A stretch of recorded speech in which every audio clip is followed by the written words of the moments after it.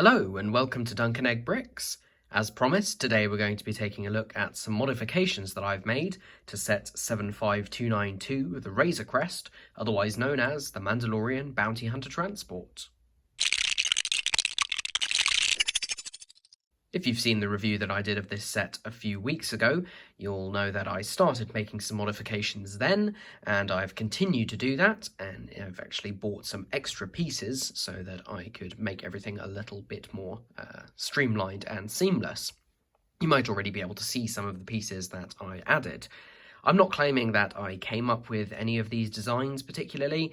There have been enough people out there who've modified this set that there's plenty of inspiration you can get, although the actual specifics of what I've done are, sort of my design and my plan after fiddling around with things. So, we'll start from where we left off, which was the nose of the ship, the front. Now, in the official set, this part here is actually a stud wider on either side, so it's actually 2 studs wider, and if I put this front on, you might be able to see what I mean. So it actually comes out a stud on either side, and it makes the front quite chunky, which the front of the real ship just isn't. It also means that the front is wider than the canopy, which is 6 studs wide, and that just doesn't match up to the real thing.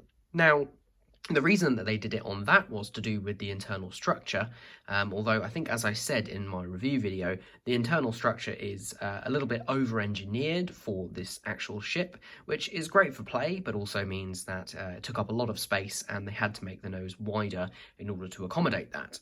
If I just pull off a couple of bits here, just the canopy, and then I'll actually be able to pop the front off. This is very similar to how I did it in the previous video.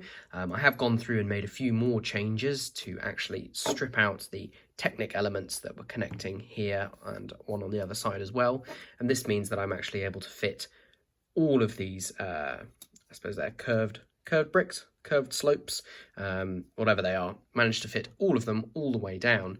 I did actually make some colour changes, put that the right way up. I actually changed this on the inside, was dark bluish grey, changed it to light bluish grey, which I think works a bit better. I did try and get the little gaps that there are around this design. This is sort of inset into the front. Did try and get those to actually feature, but it didn't quite work, but I'm pretty happy with how that goes. At the front, you'll see I've maintained the use of modified bricks with studs on the side, but I've actually swapped out some of the bracket pieces for a shorter one here, and I've actually left it without any Technic connection between the top and bottom. Now, this does mean that the top has a slight tendency to pop off, as you can see just there, but it's not a huge deal, and I think if I actually went through and did a little bit more engineering, I'd be able to fix it more permanently. But to be honest, for me, I'm not going to be playing with it. I'm going to be displaying it. It is absolutely fine and works out for me. I'll pop the front back on again. Lines up neatly. There we go, and I think the overall effect is much nicer. Sticking with the front, another couple of changes that I have made on this bit here. So actually these are meant to connect together. There was originally a plate with a right-angled bar coming out of it. Basically, all that was a handle to pop this off. As I've kind of shown, you don't really need that, although it does make the canopy more likely to come off by itself. The whole assembly is pretty solid, so that's basically unchanged. I haven't really changed the cockpit either. I did think about trying to get 2 seats in at the back, because that's more prototypical, but I've left it as it is for now. The control panel has been removed, but there is plenty of space for it. I just haven't got round to putting it back in again. Moving around to the sides, again sticking with the front of the ship, I've done some modifications to the guns, and in fact to the entire side assemblies, which are these bits that fold down. I'll just show you one side because the 2 sides are identical.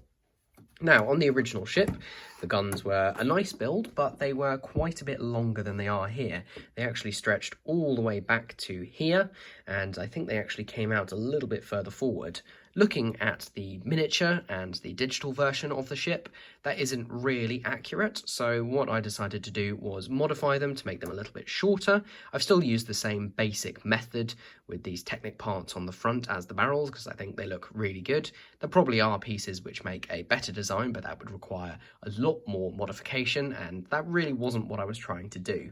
So as you can see, I've shortened that, added in this 2x4 tile behind it, and the other thing I've also done is to add some tiles on top. If I pop them off, you'll see that there are some modified plates with the 2 studs on the side just there. That one's in black, but it's the same part in light bluish grey at the front there. This took a little bit of working out in order to get the structure. I had to change a few things inside there to make sure it was strong enough. But at the end of the day, that means that this closes up, and you might just be able to see that there is a very, very small gap between that tile and the very long slope that's on its side above it. And if I just move it out, it opens without any problems, and yeah, everything looks a little bit more flush. The one thing that's left is that the ship doesn't really expand outwards as it does naturally in the on the actual model, I should say, or with better, slightly more complicated versions like the one available from BrickVault. Not sponsored, just a good version, a good place to go. But to be honest, like I said, I'm not trying to completely remock the set, just add a few things, take away a few things, and make it a little bit better. Moving further back, there's a minor change that I've made on either side, and that is to remove the spring-loaded shooters. It's something I do to pretty much all of my LEGO Star Wars models that come with them, just because I don't personally play with them, and I think they're a bit of a liability. Either if you leave the missiles in, they'll randomly get hit by something and go off, or if you take them out, you end up with just a little hole in the bricks that you don't really want. So what I did, was inspired by somebody else's build, was to move these wedges in a stud and add a 1x2 slope. And that just smooths everything out. It's not the perfect shape, going from a 1x3 to a 1x2 kind of slope here, but I think the overall effect is pretty good. The other major change that I've made out here are the engines. Now, the engines on the Razor Crest are quite an interesting shape. They're not actually completely straight along their length. They kind of bulge ever so slightly and then come back in again, and I think LEGO's representation was it was a fair effort. The parts I've actually used here, I'll just pull one off. They are these curved bricks. They're 3x3 in design. They first came out in Poe Dameron's X-Wing, the Rise of Skywalker set, and they've been used in quite a few sets since then. So those parts didn't exist when the Razor Crest first came out, and I think if they had existed, then they definitely would have used them here, because they are just the perfect shape in terms of the available LEGO parts. All I've done here is attach this to the front. I'll just pull that off. The whole thing comes with it. So it's all just secured with a Technic axle, a couple of Technic plates, and a larger, they're not Technic plates, a couple of round plates with a Technic hole in the middle, and a larger 6x6 round plate. Whole thing just goes onto the front of this large wheel piece, and then this goes in there. Just swapped some of the axles that were inside for some shorter ones, and I've added these round dome bricks on the front, and I think that makes a better look for them overall. I also changed the backs of the engines too. Now you might notice a little bit of random colours coming in just here. I didn't quite have enough of the 1x1 tiles with clips on top in light bluish grey, so I've just had to make do with some in random colours for now, but they're fairly well hidden.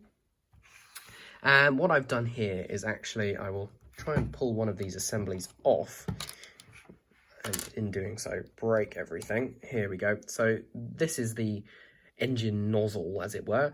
It's a cone, but it's one of the cones that's actually hollow all the way down. See if I can pull it off and you'll be able to see the assembly inside. So it's, yeah, one of these cones, which are quite interesting pieces actually.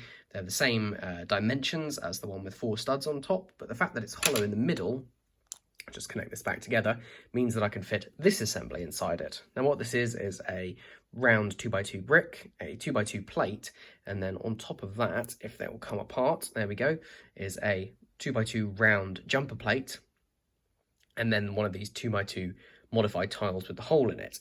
And these two go together, and that means you can actually reverse the direction of the studs, and when you put this back over, you get that orange glow, which is the same piece that was on the original set.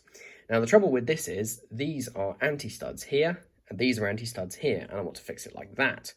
So we have to reverse the direction, and that's why there's that round brick inside, because it's got a Technic hole. So that then slides onto a Technic axle, and ends up like that. So what we actually have is anti-studs here, and then the direction is flipped for the plate and the cone, and then again within that the direction is flipped again so that these 2x2 boat studs can be fixed onto the end.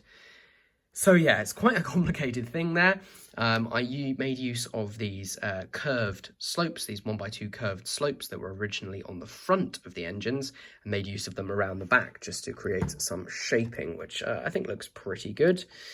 You may just notice something else that I was experimenting with is just using some of these angled tiles to fit along those wedge plates at the back, but ultimately I decided to just leave it off for the moment. May well do some more mods in future, but for now that is pretty much it in terms of what I've done to modify my Razor Crest. It's a very nice ship.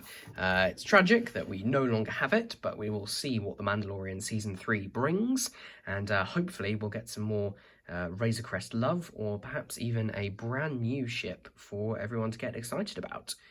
Right, thank you very much for watching. I hope you've enjoyed, and hope you may even have found it useful, inspired you to modify your own version of the Razor Crest, or any other Star Wars ships. If you have enjoyed, then please leave a like down below, leave a comment, and I'll try my best to get back to you. Subscribe to the channel for more, and don't forget to hit the bell icon so that you know when I make a new video. Thank you for watching, and until next time, have a good one. Bye.